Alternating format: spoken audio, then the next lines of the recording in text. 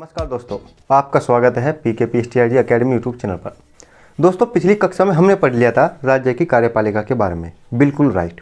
आज हम पढ़ेंगे भारत की संसदीय व्यवस्था के बारे में।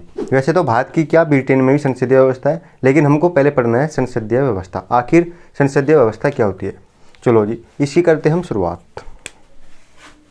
तो हम आज का टॉपिक क्या है हमारा, संसदीय व्यवस्था का। संसदीय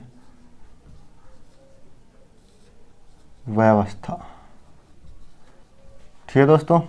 चलो जी, हमने शुरू कर दी अपनी संसदीय व्यवस्था की बात। दोस्तों, यदि आप इस चैनल पर नए हो तो पहले इस चैनल को सब्सक्राइब कर दीजिएगा। वीडियो आपको 100% अच्छी लगेगी तो इसलिए लाइक भी कर दीजिएगा। और टॉपिक आपको ऐसे नहीं होगा कि आप कुछ समझ में ना आए, आपको 100% समझ में आएगा तो आप केवल वेरी नाइस, गुड, अच्छा ये लिख कर भेज दीजिएगा। देख लो, मैं पहले ही बता रहा हूँ तो मैं सब चीज़ करना क्या है। चलो तो शुरू करते हैं अपनी संसदीय व्यवस्था के बारे में। देखना, मैं इस व्यवस्था समझाने से पहले तुम्हें कुछ बेसिक समझाना चाहता हूँ। आपने राज्य की परिभाषा में क्या क्या पढ़ा था। यदि मैं आपसे पूछूं राज्य क्या है, राज्य किन किन तत्वों से मिलकर बना है, तो आपको पता है राज्य मूल 4 तत्वों से मिलकर बना है। मूल 4 तत्वों से मिलकर बना है। पहला है, उस राज्य का एक निश्चित भूभाग होना चाहिए। क्या होना चाहिए? निश्चित क्षेत्रफल या भूभाग होना चाहिए। राइट, यही बात हमने पहले पढ़ी थी। ठीक। दूसरी बात में, उस भूभाग पर कुछ आदमी रहने चाहिए, यानी कि उन आदमियों की कुछ जनसंख्या होनी चाहिए। ये रही जनसंख्या। चलो जी, अब उस जनसंख्या को नियंत्रित करने हेतु, यानी कि उन पर शासन करने हेतु एक और होना चाहिए। क्या? उसको कहते हैं सरकार। उसके पास क्या होना चाहिए? उसमें एक कौन सा तत्व है? सरकार। अब ये सरकार अपने निर्णय कैसे ले? तो वह अपने निर्णय संप्रभुता से ले। कैसे ले? संप्रभुता से ले। तो ये जो 4 तत्व है मिलकर एक राज्य का निर्माण करते हैं। ये राज्य हमारे छत्तीसगढ़, बिहार, उत्तर प्रदेश, राजस्थान वाले राज्य नहीं है, जिनको कहते हैं प्रांत। देख लो, लेकिन जो हमारी पॉलिटिकल साइंस में राज्य है वे ये है, यानी कि एक राज्य होने के लिए कम से कम 4 क्राइटेरिया होना चाहिए। उसका निश्चित भूभाग होना चाहिए, उसी को जनसंख्या होना चाहिए, उसमें सरकार होनी चाहिए, और सरकार जो नियम कानून लागू करे या बनाए अपने संप्रभुता से बनाए, यानी कि किसी बाह्य दबाव से ना बनाए। ठीक है। हम पढ़ रहे थे सरकार के बारे में, तो देखते हैं।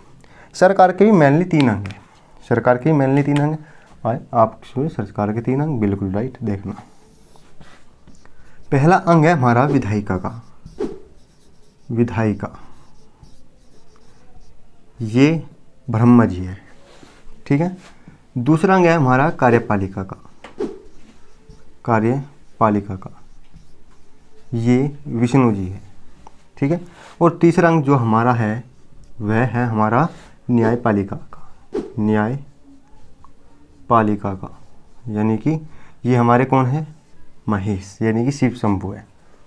देखना, हम विधायिका और कार्यपालिका के बीच जो सहसंबंध को पढ़ेंगे, विधायिका और कार्यपालिका के बीच जो सहसंबंध को पढ़ेंगे वही हमारी शासन व्यवस्था है। सहसंबंध को जो पढ़ेंगे हम, क्या पढ़ेंगे? वही क्या पढ़ेंगे हम? शासन व्यवस्था के अंतर्गत पढ़ेंगे। देखना, सुनना। देखना, विधायिका का कार्य क्या है? मैं यदि लिख दूं तो विधायिका का कार्य है कानूनों का निर्माण करना। क्या है? कानूनों का निर्माण करना। चलो जी, दूसरी बात, विधायिका में कौन कौन आते हैं? जैसे कि विधायिका में आते हैं हमारे संसद के दोनों सदन। संसद के दोनों सदन। संसद के दोनों सदन कौन कौन से? देखो, यदि मैं केंद्र की बात करूँ तो केंद्र में है लोकसभा, और यदि उसकी बात करूँ, वो केंद्र में लोकसभा और राज्यसभा। और यदि मैं राज्य की बात करूँ, प्रांतों की बात करूँ, तो उसमें कौन सा है? विधानमंडल, यानी कि विधानसभा प्लस विधान परिषद। विधान परिषद, ये ठीक है। यहाँ तक ये बात हमारी समझ में आई। राइट। विधायिका में क्या है? इनका काम है कानूनों को बनाना, और फिर कानून कहाँ बनेगी? संसद में। ठीक है। अब देखते हैं कार्यपालिका। कार्यपालिका क्या है? देखो, कार्यपालिका जो हमने पढ़ चुके, हमने कार्यपालिका ही पढ़ी अभी तक। हमने कार्यपालिका में हमने संघ की कार्यपालिका पढ़ ली। संघ की कार्यपालिका, संघ की कार्यपालिका को हमने पढ़ा। राइट। देखो संघ की कार्यपालिका में भी हमने क्या क्या देखा था। हमने जाना था पहला इसमें राष्ट्रपति के बारे में जाना था, राष्ट्रपति के बारे में जाना था, ठीक। दूसरा हमने जाना था इसमें उपराष्ट्रपति के बारे में, उपराष्ट्रपति के बारे में, ठीक। तीसरा हमने जाना था इसमें प्रधानमंत्री के बारे में, प्रधानमंत्री।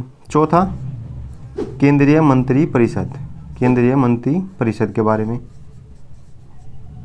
और जो पांचवा था वह क्या था, भारत का महान्यायवादी, भारत का महान्यायवादी, यही था ना, बिल्कुल राइट, ये था। ये क्या था, संघ की कार्यपालिका में था। यदि मैं राज्य की कार्यपालिका के बारे में बात करूं तो देखना, राज्य की कार्यपालिका, राज्य की कार्यपालिका, राज्य की कार्यपालिका में कौन कौन थे। राष्ट्रपति का स्थान हमारे किसने ले लिया था, राज्यपाल ने ले लिया था, आप लिख लेना। उपराष्ट्रपति यानी कि उपराज्यपाल का कोई भी प्रबंध नहीं है, ठीक है। प्रधानमंत्री का जो पद है वो मुख्यमंत्री ले लेता है। मंत्रिपरिषद यहाँ संघ की है तो वहाँ राज्य की है। यहाँ महान्यायवादी तो वहाँ यहाँ महान्यायवादी है तो वहाँ महाधिवक्ता है, ठीक है। ये बात हमको यहाँ पता चली। बात करते हैं न्यायपालिका की। तो न्यायपालिका में हमारा क्या है, सुप्रीम कोर्ट है, सुप्रीम कोर्ट यानी कि उच्चतम न्यायालय।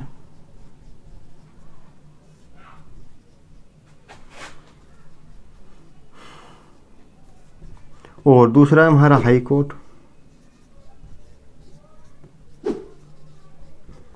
हाई कोर्ट यानी कि उच्च न्यायालय, ठीक है। और तीसरा हमारा जिला कोर्ट यानी कि जिला न्यायालय, ठीक है। ये देखना, अब क्योंकि हम अब संसदीय व्यवस्था पढ़े तो हमें इसका कोई मैटर नहीं है इसमें, इस टॉपिक में, तो इसको हम रखते हैं अलग। हमको पढ़ना है विधायिका और कार्यपालिका के बीच सहसंबंध को। देखें, किसी भी देश में यदि संसदीय व्यवस्था है, किसी भी देश में यदि संसदीय व्यवस्था है तो उसका मूल कारण ये है कि जो हमारी कार्यपालिका है विधायिका के प्रति क्या होगी, उत्तरदायी होगी। विधायिका के प्रति क्या होगी, उत्तरदायी होगी। उत्तरदायी से तात्पर्य यानी कि विधायिका कार्यपालिका से किसी भी चीज़ की डिटेल जानकारी ले सकती है। विधायिका कार्यपालिका को नियुक्त करती है, जैसे कि मैंने आपको प्रधानमंत्री के बारे में बताया। जो प्रधानमंत्री है वह विधायिका का भी सदस्य है, ठीक है। जो मंत्री परिषद है वह विधायिका के भी सदस्य है। और जो मंत्री परिषद का जो उत्तरदायित्व है कैसा है, विधायिका यानी कि संसद के दोनों सदनों के, इसमें दोनों सदनों में भी लोकसभा में क्या है, सामूहिक उत्तरदायित्व है, बिल्कुल राइट। ये जब हमको बात पता चली तो हम कह सकते हैं जो कार्यपालिका है वह विधायिका के प्रति उत्तरदायी है। जिस भी देश में कार्यपालिका विधायिका के प्रति उत्तरदायी है तो हम कहेंगे उस देश में कौन है, संसदीय व्यवस्था है। उस देश में जो व्यवस्था है संसदीय व्यवस्था है। यह व्यवस्था कहाँ कहाँ पाई जाती है, देखना। यह व्यवस्था पाई जाती है, पहले तो अपना प्यारा भारत, हम भारत को नंबर 1 पे लिखेंगे। फिर दूसरी व्यवस्था ब्रिटेन, ठीक है। तीसरी व्यवस्था हमारा जापान। चौथा हमारा कनाडा, हमारा नहीं है लेकिन पंजाबी ज़्यादातर कनाडा में ही है।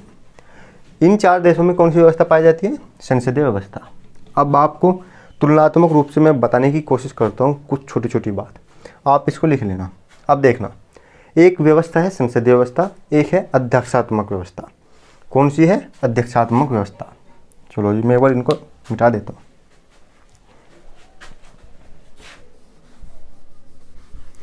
दोस्तों यदि आप इस चैनल पर फिर भी नए हो तो आप इस चैनल को अभी से सब्सक्राइब कर लो।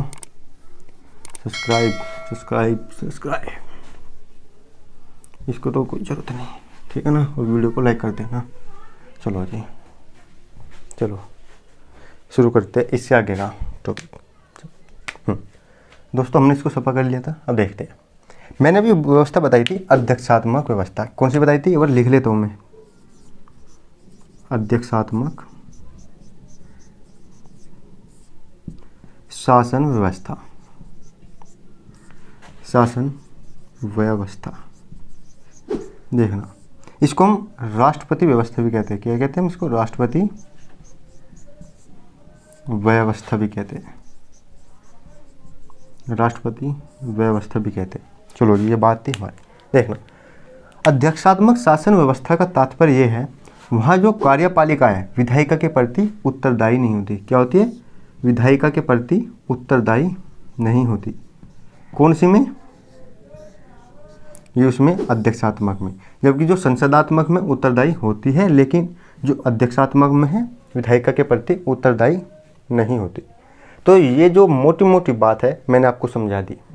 वैसे आपको यही याद रखना है विधायिका और कार्यपालिका के बीच सहसंबंध के बारे में। यदि उत्तरदायी है तो हम कहेंगे कि संसदीय व्यवस्था है, यदि उत्तरदायी नहीं है तो हम कहेंगे वहाँ राष्ट्रपति व्यवस्था है अथवा अध्यक्षात्मक व्यवस्था है। ठीक है, चलो देखते हैं। राष्ट्रपति व्यवस्था की बात करूँ मैं तो राष्ट्रपति व्यवस्था कहाँ है, यानी कि अध्यक्षात्मक व्यवस्था कहाँ है? तो इसका जो जनक है वह है अमेरिका। कौन है जनक? अमेरिका, संयुक्त राज्य अमेरिका। तो जो हम बता सकते हैं कि इसका जो बेस्ट उदाहरण है किसका है? अमेरिका का है। अमेरिका में जो सर्वोच्च शक्ति है कौन है? अमेरिका में जो सर्वोच्च शक्ति है वह है राष्ट्रपति। चलो ये बात है। अब देखते हैं संसदीय व्यवस्था की थोड़ी सी अलग क्राइटेरिया में समझने की कोशिश करते हैं। देखते हैं। अब मैं इसको मिटा रहा हूँ बिल्कुल। ठीक है दोस्तों,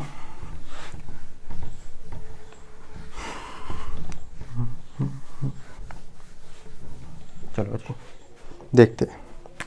यदि मैं इस साइड संसदीय व्यवस्था लिख दूँ, इस साइड लिख दूँ मैं संसदीय व्यवस्था, संसदीय व्यवस्था, और यदि मैं तुलनात्मक अध्ययन के लिए साथ लिख दूँ तो मैं लिख दूँ अध्यक्षात्मक व्यवस्था, अध्यक्षात्मक व्यवस्था तुलनात्मक अध्ययन के लिए। ठीक है ना? चलो जी देखना। पहली बात हम शुरुआत करते हैं भारत के प्रथम नागरिक से। देखना, जो उसमें समस्त शक्ति किस में है निहित? हम जानते हैं जो हमारे देश की समस्त शक्ति है राष्ट्रपति में निहित है। किस में है? राष्ट्रपति में निहित है। ठीक है, उन शक्तियों को यूज कौन करता है? उन शक्तियों को यूज करता है हमारा प्रधानमंत्री। प्रधानमंत्री कहने का तात्पर्य ऐसे समझो, मान लिया दो व्यक्ति है ए और दूसरा है बी। बी के पास सब कुछ करने की क्षमता है, यानी कि बी है जिन। जिन के पास ये क्षमता है, बी है जिन। लेकिन जिन अपने विवेक से कुछ कार्य नहीं करेगा। जिन जब कार्य करेगा जब ए इसको आदेश देगा। जिन ने, यदि ए ने जिन को आदेश दिया कि तुम्हें आज सुबह से शाम तक भागना ही भागना है, तो जिन का काम है केवल भागना, आज सुबह से शाम तक। ए जो भी काम करेगा, वो जो भी काम देगा जिन करेगा। ठीक है, ऐसे ही प्रधानमंत्री जो कार्य देगा वो राष्ट्रपति करेगा, यानी कि कह सकते हैं होगा राष्ट्रपति के नाम से ही करेगा कौन? प्रधानमंत्री। ठीक है नहीं? वैसे दोनों में टॉपिक अच्छे से समझाया जाए, आपको पिछली वीडियो देख लेनी चाहिए। चलो आप अब इसमें समझने की कोशिश करते देखना। हमारे देश में जो कार्यपालिका में है, जो कार्यपालिका के जो अध्यक्ष है, तो राष्ट्रपति कौन से हमारे? नाम मात्र के अध्यक्ष है। राष्ट्रपति जो है हमारे नाम मात्र के अध्यक्ष है, यानी कि प्रमुख भी कह सकते हैं। और जो प्रधानमंत्री है क्या है? वास्तविक। प्रधानमंत्री कौन सा है? वास्तविक। ठीक है, यदि मैं अध्यक्षात्मक व्यवस्था में बात करूँ तो अध्यक्षात्मक व्यवस्था में जो कार्यपालिका की समस्त शक्ति किस में निहित होगी? केवल एक ही सदस्य में। कौन है? राष्ट्रपति। किस में निहित होगी? राष्ट्रपति में। चलो जी अब आते हैं इसकी दूसरी व्यवस्था के बारे में। संसदीय व्यवस्था में यदि मैं बात करूं, यदि मैं करूं इसका जो मंत्री परिषद होगा, इसका जो मंत्री परिषद होगा, इसके सदस्य कहाँ के होंगे? इसके सदस्य होंगे दोनों सदनों में से किसी भी सदन के, दोनों सदनों से, यानी कि दोनों सदनों में से किसी भी सदन के मंत्री परिषद के सदस्य हो सकते हैं। पहली बात। चलो जी दूसरी बात, यदि वह सदस्य नहीं है फिर भी अधिकतम 6 माह तक तो मंत्री परिषद में रह सकते हैं। अधिकतम 6 माह तक तो अपने मंत्री परिषद में रह सकते हैं, यानी मंत्री बन सकते हैं, राइट। और जो ये सदस्य है मंत्री परिषद है, तीसरी बात मंत्री परिषद है, ये क्या होगी, विधायिका के प्रति उत्तरदायी होगी। क्या होगी, विधायिका के प्रति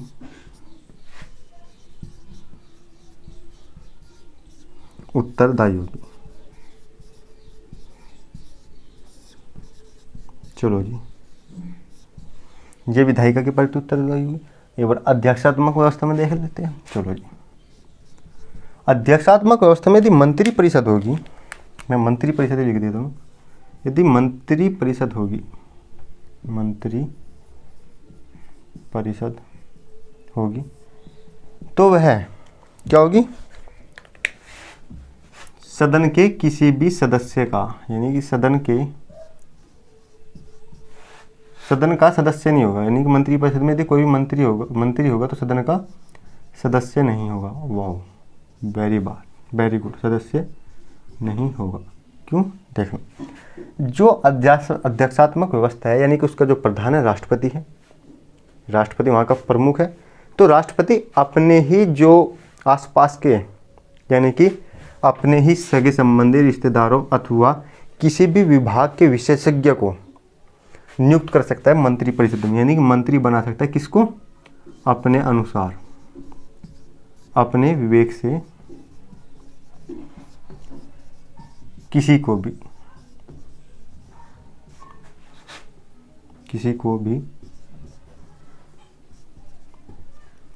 मंत्री बना सकता है।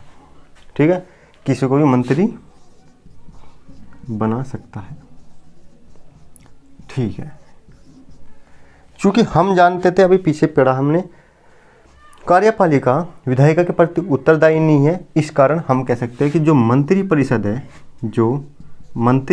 है वह भी क्या होगी, कार्यपालिका के प्रति उत्तरदायी नहीं होगी। क्योंकि विधायिका के प्रति, कार्यपालिका के तो सदस्य है, विधायिका के प्रति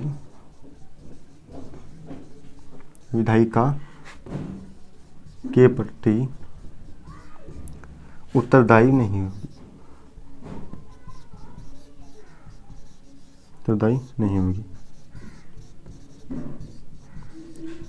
ठीक है, उत्तरदायी नहीं होगी का तात्पर्य ये है, चूंकि देखना मेरी बात समझने नहीं, उत्तरदायी नहीं होगी इसका तात्पर्य ये है चूंकि मंत्री परिषद के जो सदस्य हैं वे विधायिका के सदस्य नहीं हैं। और जबकि यहाँ क्या था, यहाँ जो मंत्री परिषद के सदस्य थे वे क्या थे, विधायिका के सदस्य थे नहीं थे। यदि आपने पढ़ा हो मंत्री परिषद के बारे में तो आप समझ सकते हो बिल्कुल, लेकिन अध्यक्षात्मक व्यवस्था में बिल्कुल भी ऐसे नहीं है।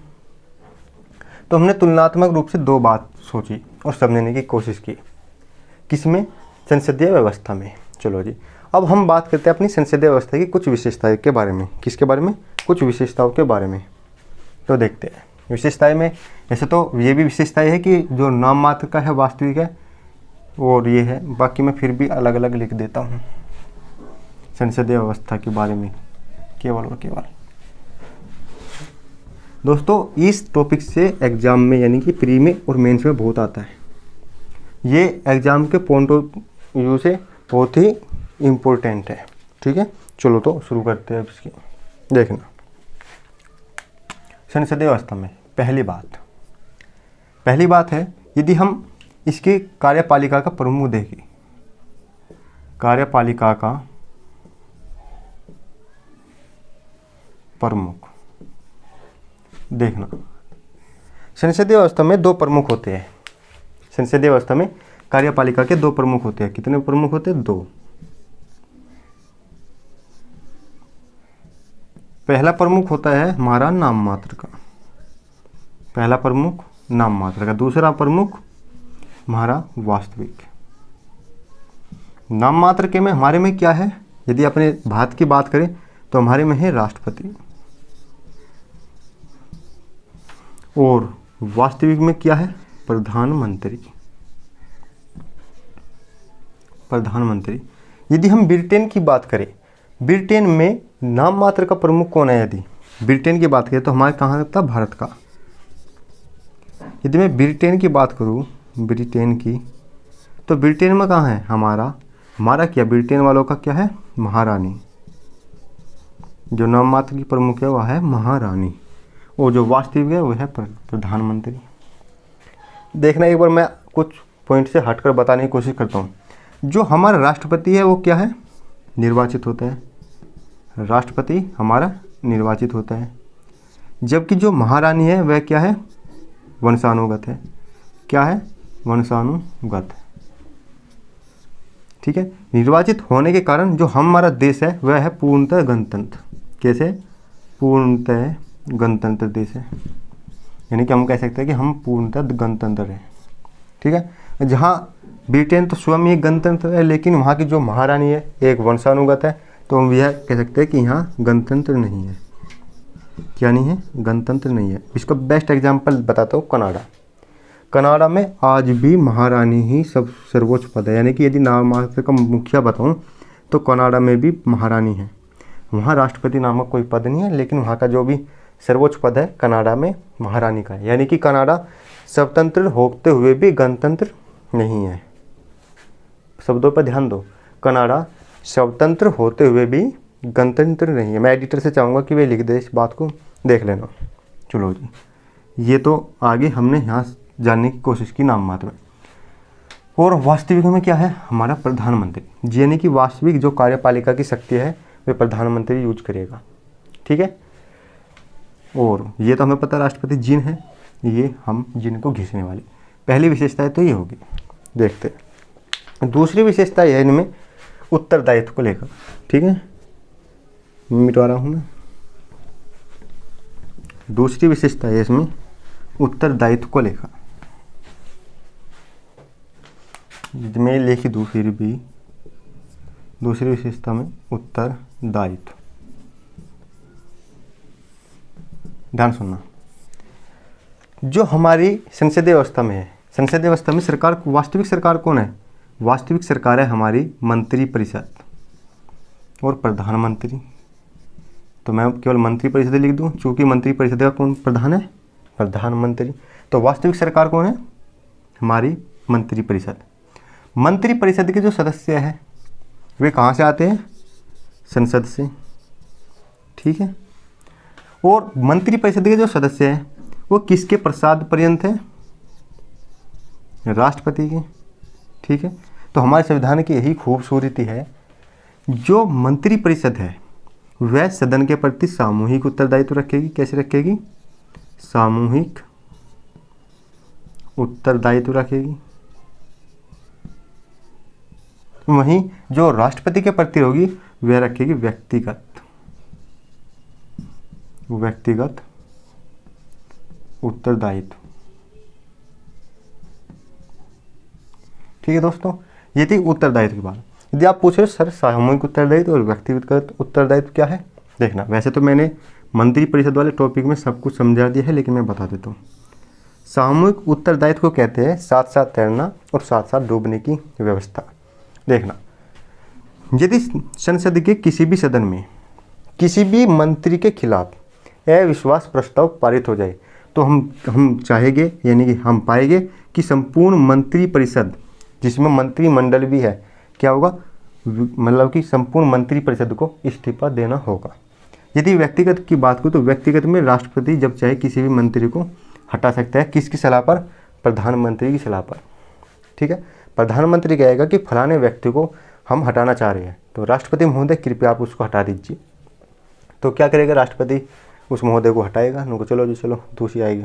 तो ऐसे ही ये व्यक्तिगत उत्तरदायित्व है, क्योंकि प्रसाद पर्यंत है। मैं फिर भी लिख देता हूँ, क्या है, प्रसाद पर्यंत। यह हमारा प्रसाद पर्यंत। चलो जी, हमने सामूहिक उत्तरदायित्व के बारे में जाना। अब तीसरा जानने की कोशिश करते हैं हम, बहुमत जो प्राप्त जो दल है उसका, यानी कि जो सरकार बनेगी किसकी बनेगी, तो चेक करते हैं। यानी कि बहुमत प्राप्त दल का नेतृत्व, तो हेडिंग है हमारी तीसरी, बहुमत प्राप्त दल की सरकार भी कह सकते हैं। देखना, चूँकि हमारे देश में संसदीय व्यवस्था है, संसदीय व्यवस्था में जो सरकार बनती है वो किस पर डिपेंड होती है, हमारी लोकसभा पर। यानी कि पहले मैं लिख देता हूँ सदन, संसद। संसद के दो अंग हैं, पहला लोकसभा है, लोकसभा लोगों की सभा, और राज्यसभा राज्यों की सभा, राज्यसभा। जो हमारी मंत्री परिषद यानी कि सरकार बनती है वो किस पर डिपेंड करती है, लोकसभा पर, राज्यसभा पर नहीं। राज्यसभा में तो मंत्री परिषद के सदस्य चुने जा सकते हैं, लेकिन जो सरकार निर्धारित होती है किससे होती है, लोकसभा में। यदि लोकसभा में किसी भी पार्टी को बहुमत प्राप्त हो जाए, यदि किसी भी पार्टी को बहुमत मिल जाए, बहुमत मिलने के बाद उस पार्टी उस दल का जो नेता होगा वह क्या होगा, प्रधानमंत्री नियुक्त कर दिया जाएगा। उस दल के नेता को क्या करेंगे, राष्ट्रपति प्रधानमंत्री नियुक्त कर देंगे। ये कौन सी व्यवस्था में पाया जाता है, ये पाया जाता है संसदीय व्यवस्था में। यदि मैं थोड़ा सा तुलनात्मक के रूप में अध्यक्षात्मक में के लिए बताऊं तो अध्यक्षात्मक में क्या है, अध्यक्षात्मक में है राष्ट्रपति का चुनाव अलग होगा। अध्यक्षात्मक व्यवस्था में राष्ट्रपति का निर्वाचन, इसका चुनाव अलग होगा। और जो विधायिका है, जो विधायिका है इसका निर्वाचन वो अलग होगा। इसका निर्वाचन यानी इसका चुनाव वो अलग होगा, इसका चुनाव अलग। यानी कि यहाँ राष्ट्रपति अलग चुने जाते हैं, यहाँ विधायक अलग चुने जाते हैं। लेकिन यहाँ क्या है, यहाँ हम लोकसभा में अपने प्रतिनिधि को चुनकर भेजते हैं। वे प्रतिनिधि अपने एक बहुमत प्राप्त दल को, जिस दल को बहुमत प्राप्त हुआ उसका एक नेता छाटेंगे। उस नेता को क्या नियुक्त करवाएंगे, प्रधानमंत्री। किसकी सिफारिश पर, राष्ट्रपति के द्वारा। राष्ट्रपति उनको क्या करेगा, प्रधानमंत्री नियुक्त करेगा। ये किस में था, हमारी संसदीय व्यवस्था की बात चली थी। ठीक है, तीसरा पॉइंट हमने जाना। इसके बाद चौथा जानते हैं दोहरी सदस्यता के बारे में। इसके बारे में, दोहरी सदस्यता के बारे में। दोहरी सदस्यता देखना, ये बात एक ही है लेकिन कहने के तरीके अलग अलग है। यदि मैं चौथी बात लिख दूँ, क्योंकि हम यदि मेंस में लिखना शुरू करें तो हम थोड़ा सा वाइड लिखना चाहिए, तो ऐसे करना हो ना हमारा ज़्यादा से ज़्यादा। दोहरी सदस्यता,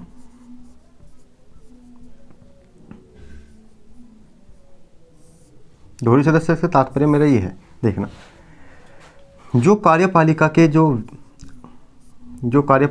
सदस्य हैं, कार्यपालिका के जो सदस्य हैं,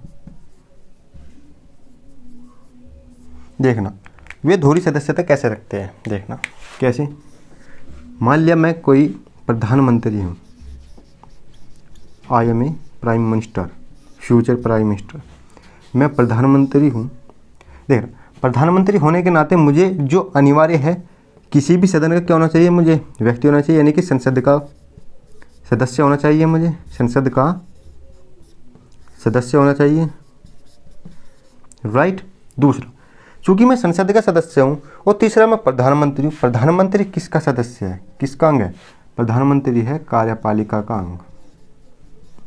प्रधानमंत्री कार्यपालिका का अंग है। तो कह सकते हैं इस आधार पर कि जो संसदीय व्यवस्था में है, कोई भी व्यक्ति यानी कि जो मंत्री परिषद होगी उसके पास दोहरी सदस्यता होगी, एक तो संसद के सदस्य की और एक कार्यपालिका के अंग के रूप में। ठीक है दोस्तों, ये बात थी आज हमने पढ़ने की कोशिश की, किसकी, संसदीय व्यवस्था को किसके सापेक्ष हमने अध्यक्षात्मक व्यवस्था के साथ तुलना करते हुए। मैं आशा करता हूँ कि आपको ये टॉपिक अच्छे से समझ में आया होगा। यदि आपको टॉपिक अच्छा लगा और समझने में भी अच्छा आया तो आप इस वीडियो को लाइक कर दीजिएगा। चैनल पर नए हो तो इसको सब्सक्राइब कर दीजिएगा। ठीक है दोस्तों, जय हिंद, जय भारत, धन्यवाद।